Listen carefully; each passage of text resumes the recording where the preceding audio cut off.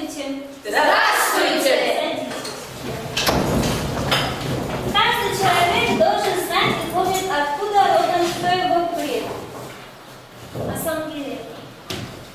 По широкой Руси нашей матушки колокольный звон разливается.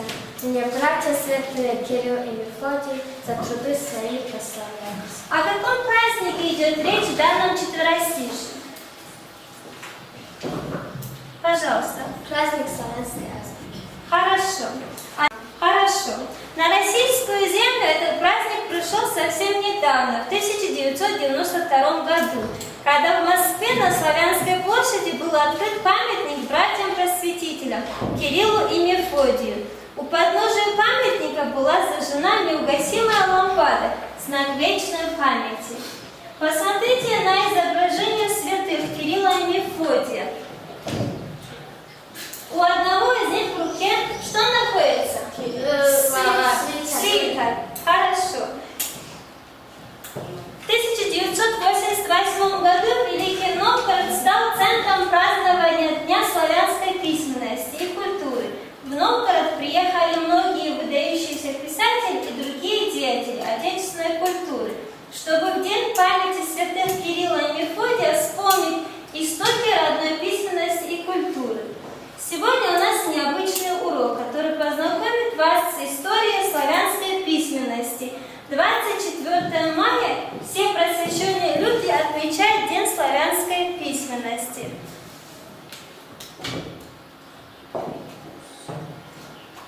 За что весь мир благодарит людей Кирилла и Мефодия? Можно? Пожалуйста. Потому что они создали славянский алфавит. Хорошо. Что же в руках свиток? У Кирилла. Кирилл, так как именно он является автором славянской азбуки.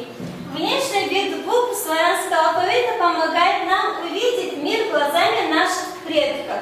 Каждая буква индивидуальна, неповторимо и имеет свое имя. Леди, люди, буки, аз, земля. Названия букв должны были напоминать людям о таких словах, которые забывать нельзя. Добро, живете, земля, люди и поход. Ребята, теперь давайте вспомним пословицы о пользе учения. Пожалуйста, Тамара.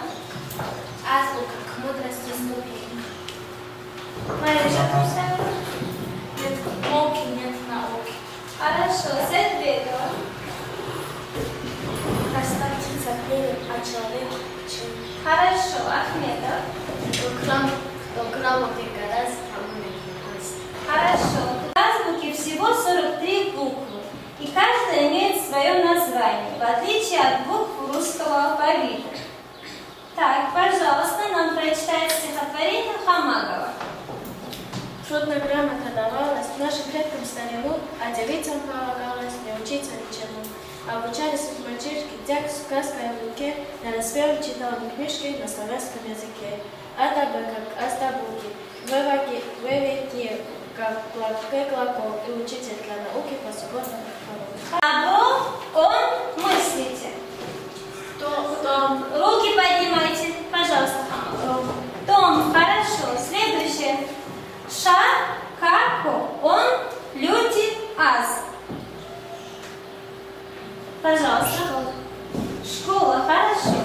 А сейчас самостоятельно прочитайте и запишите в тетрадь прочитанное предложение.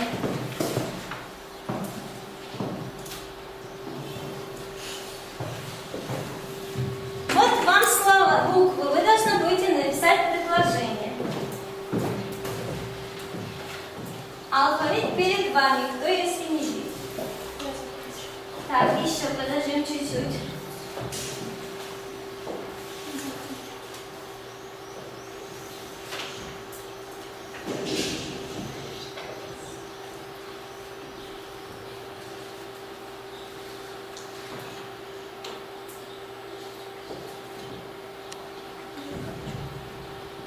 Все? Еще кто?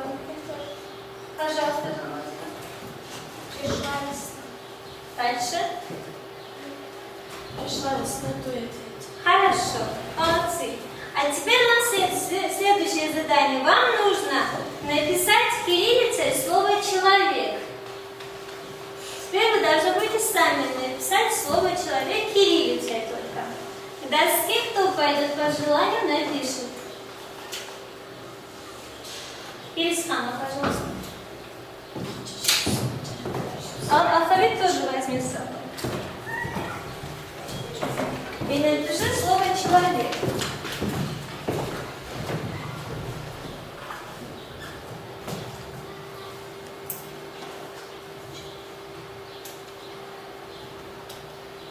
Первую букву помогу. Вот. Череп. Дальше сам.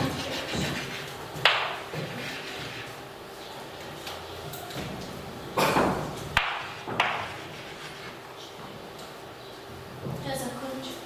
Хорошо.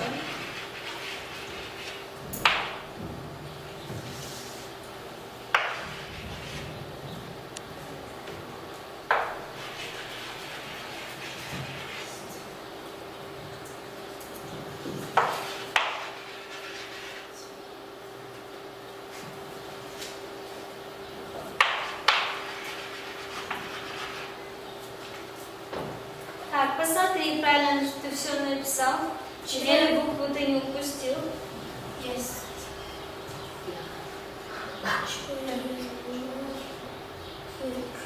Вторую букву посмотри, как ты написал. Есть. Есть или есть? Так, хорошо. Правильно ли он написал? Правильно, хорошо, садись. Господа, царским указом велено простить наше письмо. Отныне отменяются буквы «юс» малый, «юс» большой, «кси», «зело», «омега». Они стали обузой в русском языке, поэтому из него исключаются. Почему Петр I произвел реформу русского языка? Пожалуйста. Потому что там было много одинаковых. Хорошо. Во второй половине 18 столетия русский алфавит пополнился новыми буквами, которых не было прежде в славянской азбуке. Это буквы «э», «я» и «и», которые узаконила Академия наук в 1735 году. А в 1797 году впервые применил писатель Карамзин букву «ё». В начале 20 века снова понадобилось упростить русский алфавит и правописание. Такую реформу провели в 1918 году. Красноармейцы.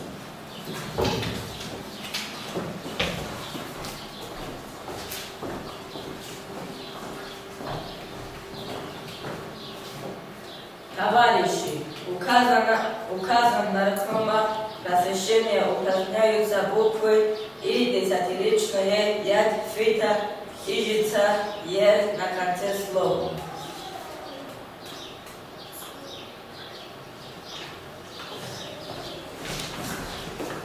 Букву «я» для изгнания из азбуки называли буквой-страшилищем, буквой-пугалом, так как она затрудняла правописание и приносила много огорчений. Им приходилось механически изучать правила на «ядь». Ошибки на «ядь» считались самыми страшными. Выражение «знать на ядь» свидетельствовало о наилучших познаниях. Буква «ижица» напоминала перевернутый кнут. Отсюда пошло выражение «прописать ижицу», что означало выпороть, выдрать, а в более широком смысле устроить кому-либо головоломку, дать крепкий нагоняй. Вам надо, что нужно сделать. Подготовить красочный доклад о кириллице, о Сангиреевой Зарине, Кирисханову Курбану, Жамалдиновой Саде и Хамаговой Найхат. А остальным написать пословицы о славянской письменности. Все работали хорошо, молодцы. Вам спасибо.